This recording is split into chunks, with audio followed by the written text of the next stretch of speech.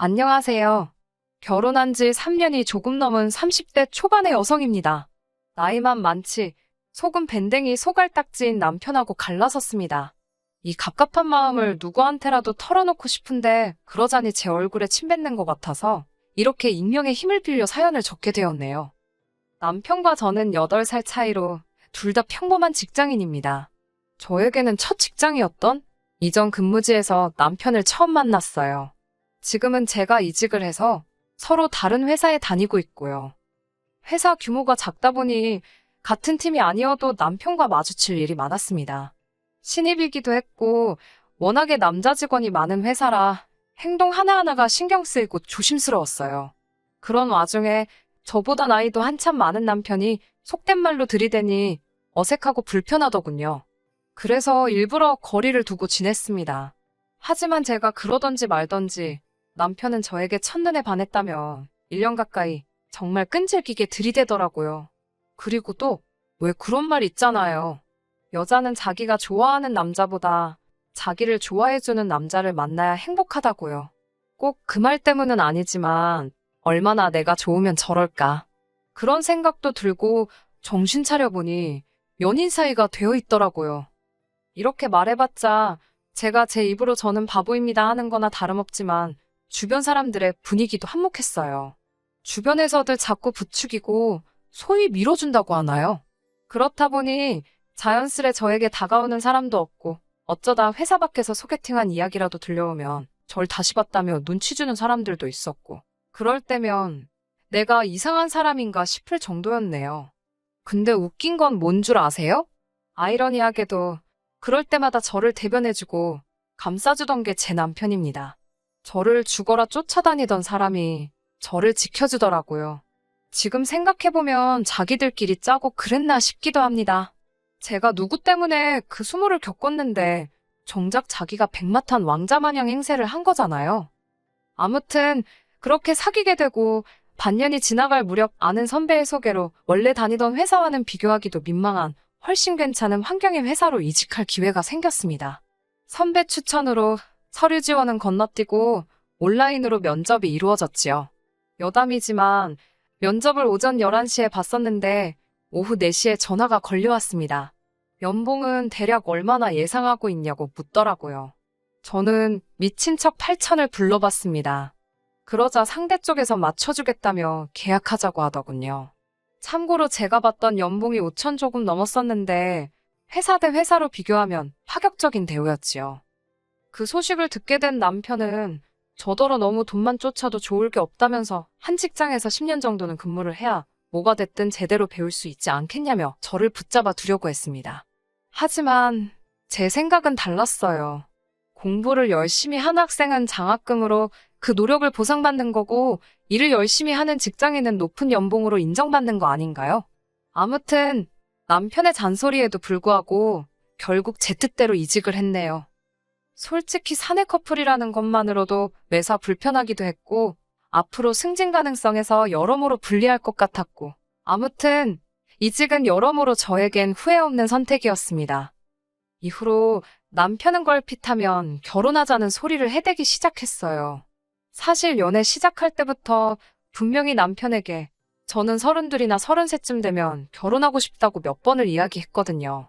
그렇기에 남편이 제 뜻을 확실히 이해하고 있을 거라 생각했는데 남편이 한다는 소리가 어차피 결혼할 사이인데 못하러 시간을 끄냐입니다. 순리대로 하자대요. 본인이 나이가 있으니까 이세다 뭐다 생각하면 빨리 안정적인 가정을 꾸리고 싶을 수도 있겠다 싶었어요. 그렇게 양가 어른들께 인사를 드리고 결혼을 약속하게 되었습니다. 결혼 이야기가 오가니 자연스레 서로 가진 게 얼마이고 얼마나 지원받을 수 있을지 등 현실적인 이야기가 오가기 시작했어요. 제가 남편과 같은 회사를 잠깐 다니긴 했지만 남편의 연봉이라던가 그런 자세한 정보는 솔직히 모르고 있었습니다. 다만 데이트를 할 때면 제가 내겠다고 해도 굳이 자기가 내겠다며 우겨대는 걸 보고 여유가 좀 있나? 그런 생각을 했던 건 사실이에요. 그렇다고 해서 저희가 분위기 좋은 곳만 골라다니며 비싼 데이트를 했던 건 아니지만요. 남편의 연봉은 약간 빠지는 7천이었고 모아둔 돈은 9천 정도 있다고 했습니다. 시댁에서도 1억을 보태주신다 했고요. 반면 저는 남편보다 8살이나 어렸고 그만큼 직장생활 시작도 느렸기에 제가 모아둔 돈은 5천 남짓이었습니다. 그리고 친정에서 8천을 보태주시겠다 하더라고요. 남편이 이에 대해 불만이 있었다는 건 결혼 준비를 하는 동안에는 조금도 눈치채지 못했었습니다. 늘 괜찮다, 괜찮다는 소리를 입에 달고 다니던 사람이거든요.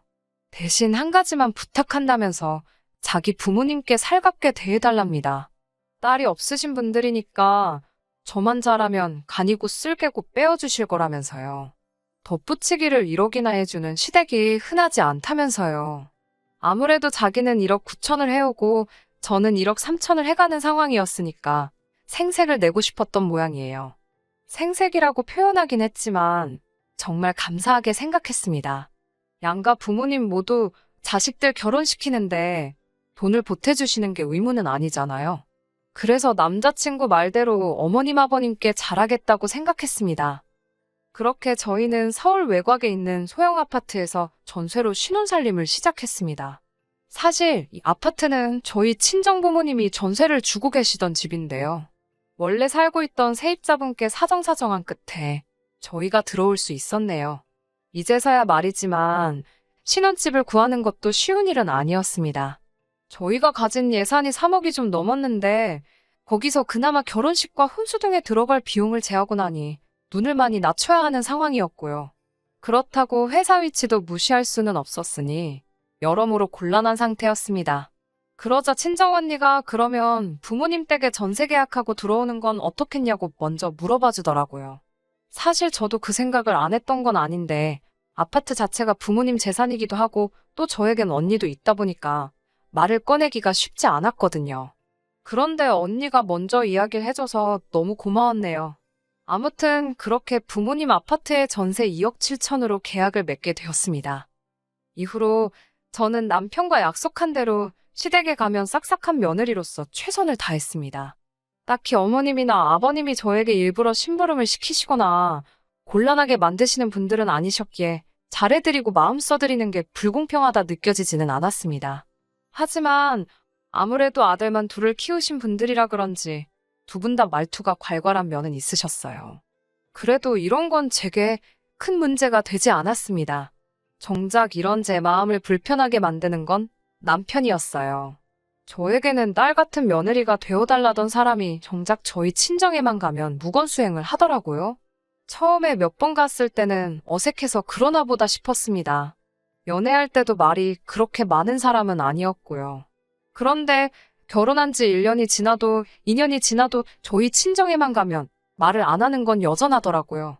처음에는 저희 부모님이 저희 싸웠냐고 무슨 일이 있는 건 아니냐고 걱정을 하실 정도였지요.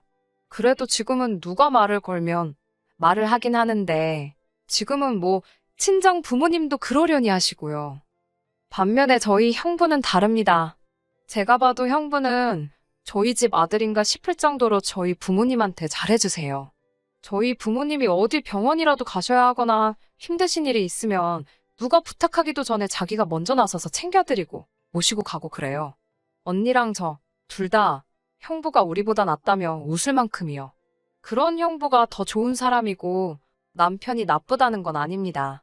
사람마다 성격도 다 다르고 표현하는 방법도 다 다른 거니까요. 하지만 저희 부모님 입장에서 생각해본다면 그래도 누가 더 예뻐 보이겠어요? 저라도 형부를 고를 것 같습니다.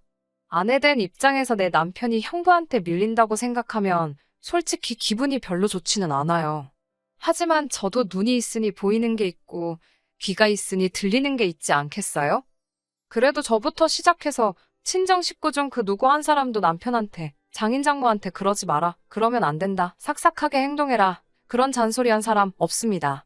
저는 원래 제가 약속했던 대로 시부모님께 잘해드렸고 그 점에 있어선 한 점의 부끄러움도 없네요. 그러다 남편과 크게 부딪히고 싸우게 된 건 2달 전 아버지 생신 때 있었던 일 때문입니다. 아버지 생신이었으니까 당연히 저희 부부도 가고 언니네 부부도 왔어요. 원래는 나가서 외식할까 했었는데 아직 환자도 계속 나오는 상황이고 하니까 아버지께서 집에서 먹자고 하시더라고요. 그래서 친정으로 모이게 되었지요.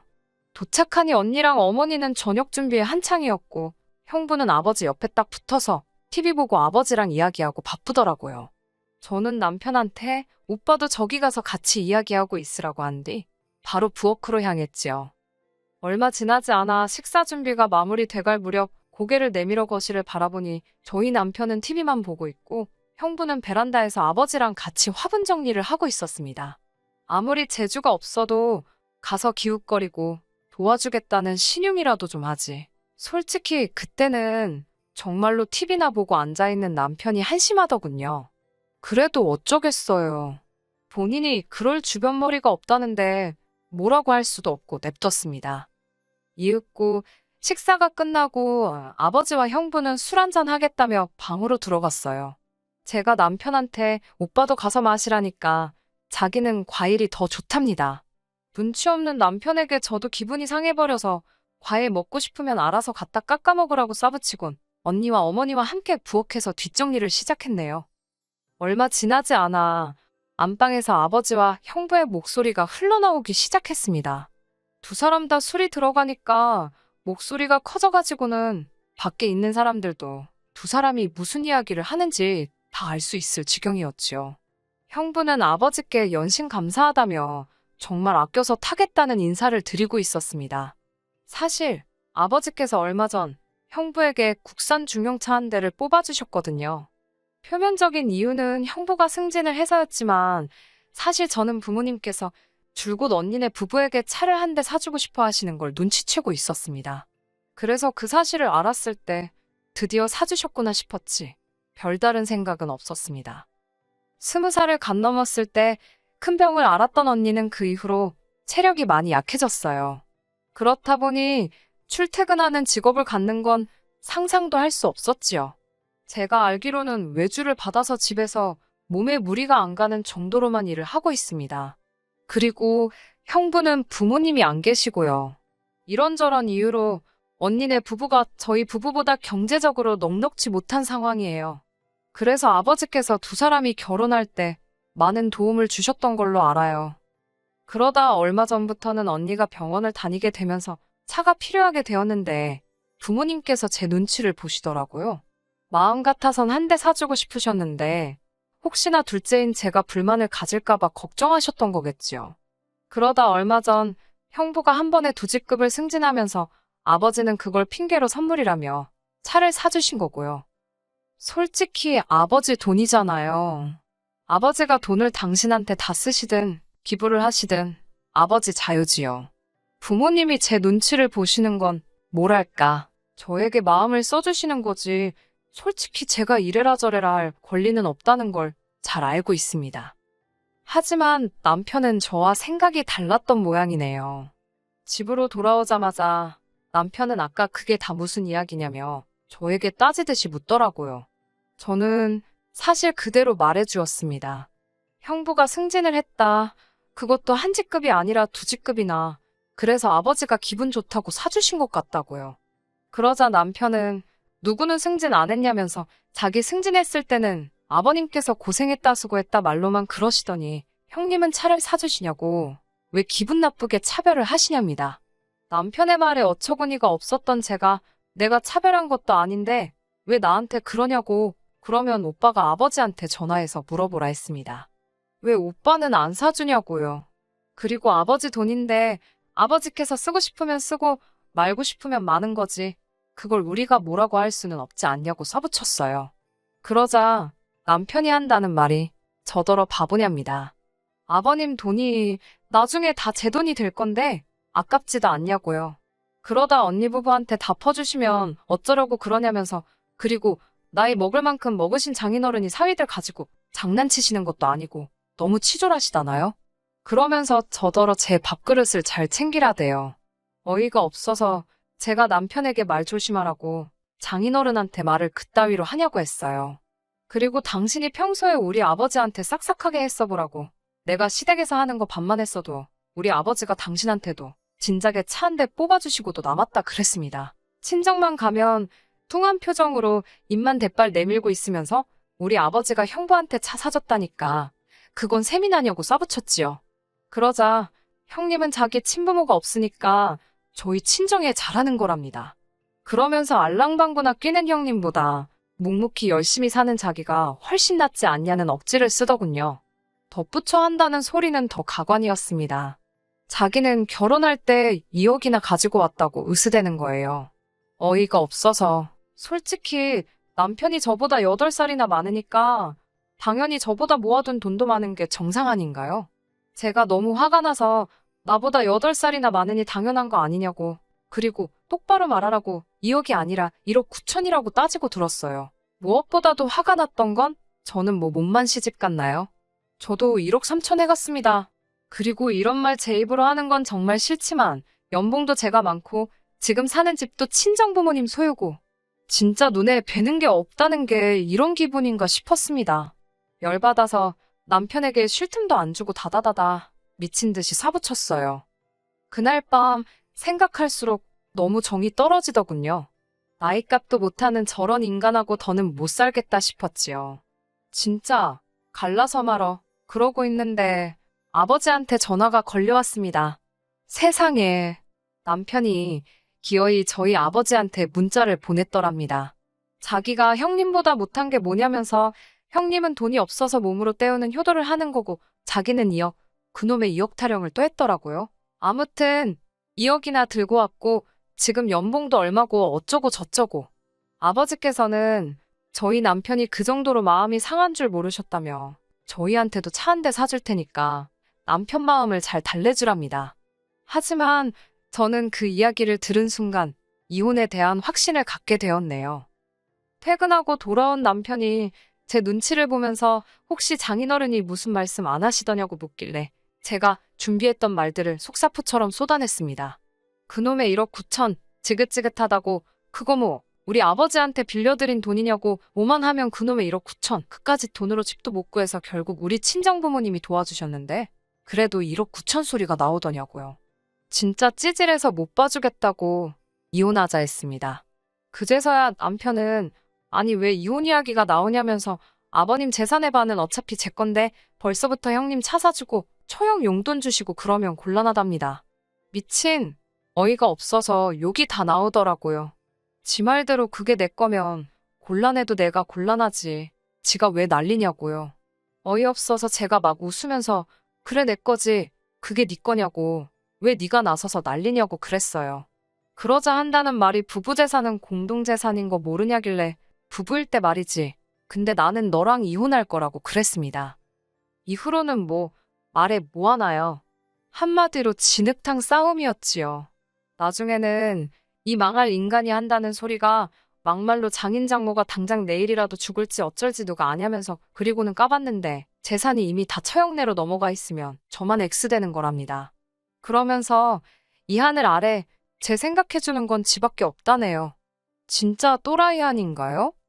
결국 양가 어른들까지 상황을 다 알게 되셨고 이혼하게 되었습니다. 시부모님께서는 나이만 먹었지 남자는 원래 어린애라면서 저한테 잘 가르치면서 살면 된다고 저더러 한 번만 품어주라셨어요. 그 이야기를 전해들은 친정부모님께서는 그 집구석은 딸 자식이 없으니까 그런 소리를 잘도 한다면서 결국 양가 어른들 싸움으로 번졌거든요. 진짜 사람이 나이만 먹는다고 어른이 되는 건 아닌가 봅니다. 지금도 생각할수록 진저리가 나고 욕만 나오네요. 염치도 없고 찌질한 인간 같으니라고. 더 웃긴 건 지금도 연락이 온다는 겁니다. 사람 진심을 왜 이렇게 몰라주냐고요. 계속 무시하면 지도 언젠간 지풀에 지쳐서 떨어져 나가겠죠 뭐. 끝까지 들어주셔서 감사합니다. 오늘의 사연은 여기까지입니다. 구독과 좋아요, 알람 설정 부탁드리고 더 좋은 사연으로 다시 찾아뵙겠습니다. 감사합니다.